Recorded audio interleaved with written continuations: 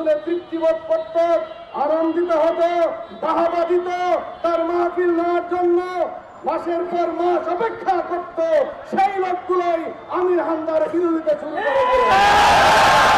সাথীয় বন্ধুগণের কারণ কি আমাদের কাছে পরিষ্কার, কেবলমাত্র রাজনৈতিক কারণেই, আদর্শিক কারণেই আমির হামজার পিছনে লাগা হয়েছে। সম্মানিত সাথীয় বন্ধুগণ, শুধু এখানেই শেষ নয়, সর্বশেষ মুফতি আমির হামজা এদেশের প্রায় সকল জেলা উপজেলায় হাজারো প্রোগ্রাম করেন। এই প্রোগ্রাম করতে যে মানুষ হিসাবে দু একটি ভুল হয়ে যেতেই পারে, এটি অস্বাভাবিক নয়।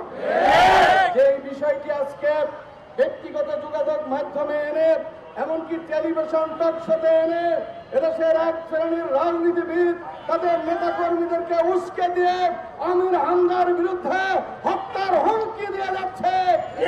তাদেরকে বলতে চাই, এই হত্যার হুমকির পিছনে আপনাদের যে কারণ লুকিয়েছে তা হলো মাঠ জরিপে দেখা গেছে এই সদর আসনে আমির হামজাকে ঠেকিয়ে রাখা যাবে না। সেই পরাজয়ের অপমান সহ্য করতে পারবেন না বলেই আগে থেকে আমির হামজার বিরুদ্ধে নানা ধরনের ষড়যন্ত্র আপনারা শুরু করেছেন। ষড়যন্ত্রের শেষ, এখন তাকে হত্যা করতে হবে, দুনিয়ার বুক থেকে তাকে বিদায় করে দিতে হবে। এই জন্য প্রকাশ্যে তাকে হত্যার হুমকি দেওয়া হচ্ছে।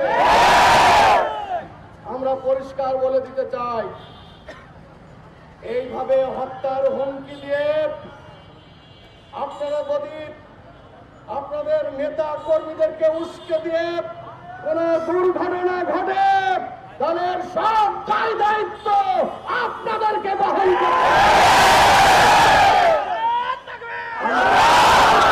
করতে চাই।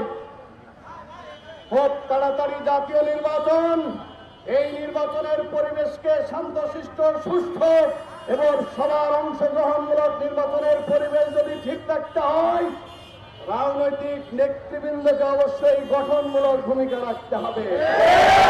আমরা একটি দলের কুষ্টিয়া রাজনৈতিক নেতৃবৃন্দের উদ্দেশ্যে বলতে চাই, সম্মানিত ভাইরা, আপনারা প্রেস রিলিজ দিয়েছিলেন, আমির হামজাকে বলেছিলেন সে যেন দুঃখ প্রকাশ করে।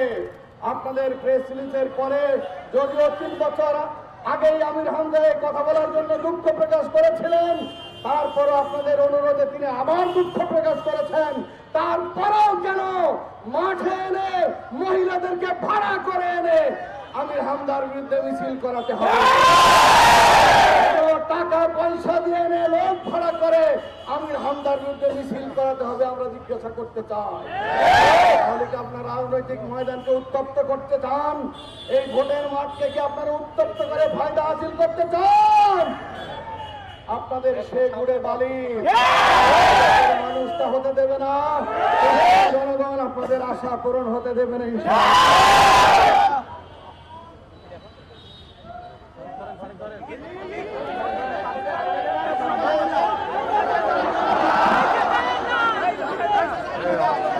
দর্শক এই মুহূর্তে দেখছি আমরা আসলে অনেক